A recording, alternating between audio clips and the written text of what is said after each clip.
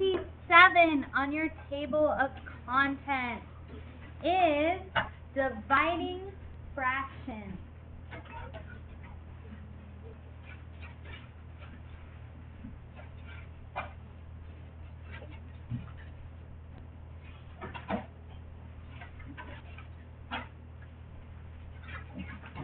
And turn to your next blank page. Title it Dividing Fractions.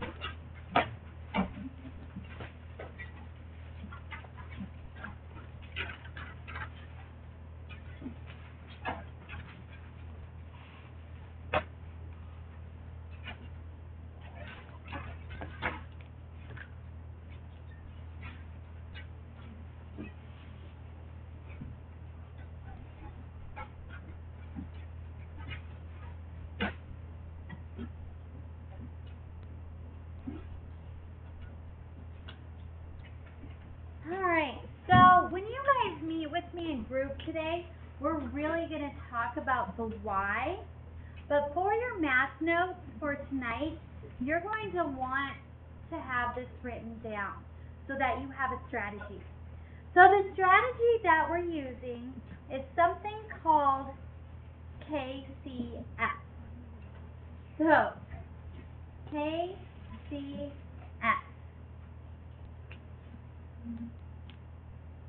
And I think were you in Rankin last year, Jackson? This Rankin must have done this way. So the K stands for keep, the C is for change, and the F is for flip. So when you divide fractions, you're just going to do KCS.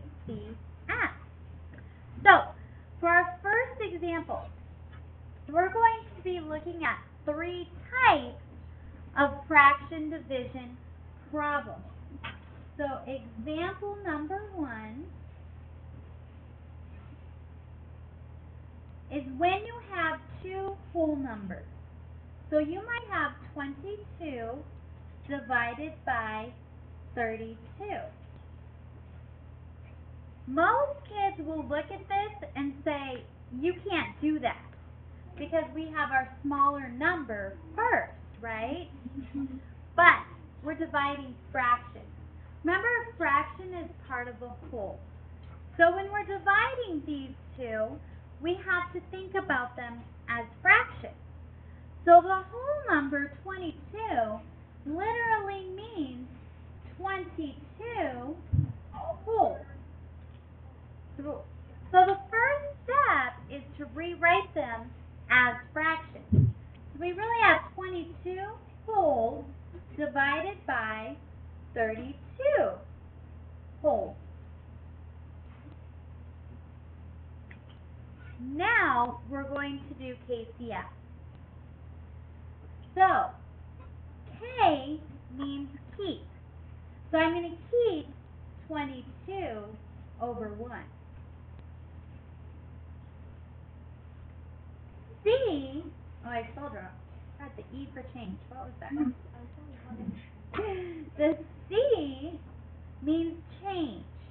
We're going to change division and do multiplication. The F is for flip. So instead of 32 over 1, I'm going to flip and do 1 over 32. Then I simply multiply straight across. So everybody, what is 22 times 1? 22. And what is 1 times 32? 32. Like any other fraction in 6th grade, we need to simplify. They're both even. I already know I can divide them both by 2 to show my thinking. Divided by 2, divided by 2. 22 divided by 2 is 11. 32 divided by 2. 16. Can I simplify 11 or 16? No. Circle my answer. Okay, example number 2.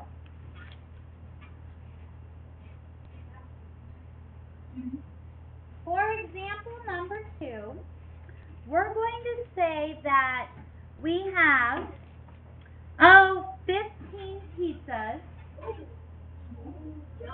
and we want to divide each pizza into fifths. So we want to know how many slices that would be. So I'm starting out with 15 whole pizzas, and I'm dividing each pizza into fifths.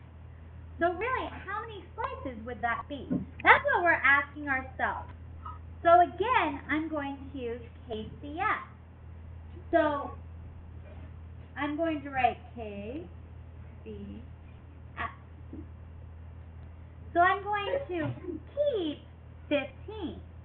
I'm dividing fractions. So how do I write 15 as a fraction? Kyle. So I'm going to put 15 over 1. Change. Division gets changed to multiplication. The F is for split. So not 1/5, but 5 wholes. I'm going to flip it. Now I'm going to multiply straight across. So if you need to, do a little problem off to the side and figure out 15 times 5.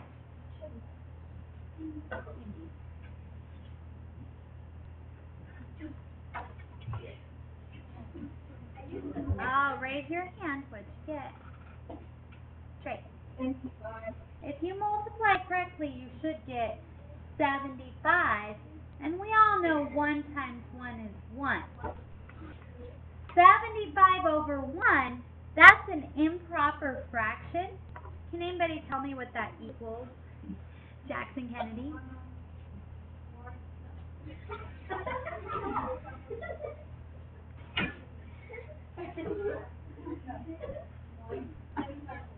It literally means 75 whole, or just 75. Go back to our original problem.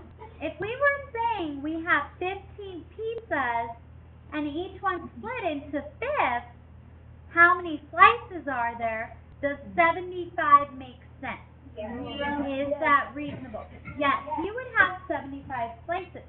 This might be a real problem that you might have to solve. As teachers, when we order pizza for all of 6th grade, we have to figure this out to make sure that we have enough, right? Check. I remember from last year, it's the whole number divided by a fraction.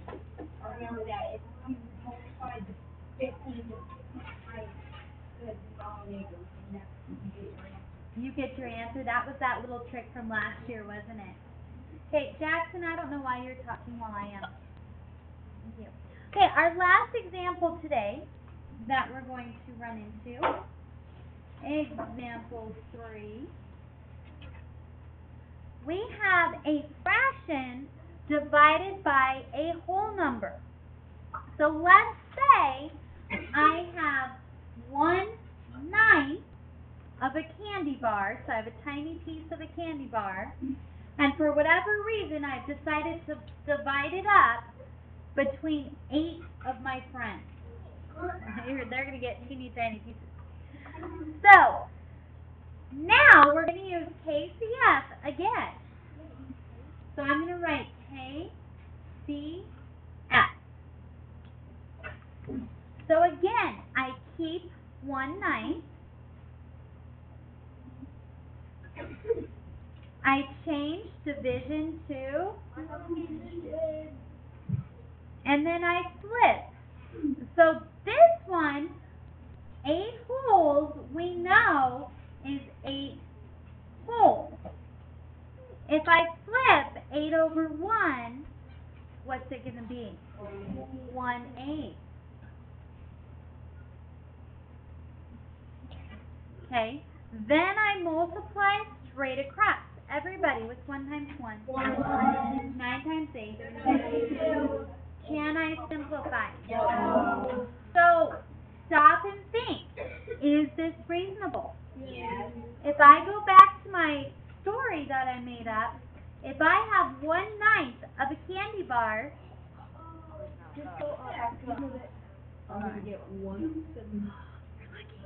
still recording. Okay. If I have 1/9 of a candy bar and I'm dividing it between 8 people, would it make sense that each person gets 1/72 of a candy bar? Yes. That does make sense. Yeah. So, we're literally thinking, okay, here's my candy bar. I gotta split it into 9 equal parts.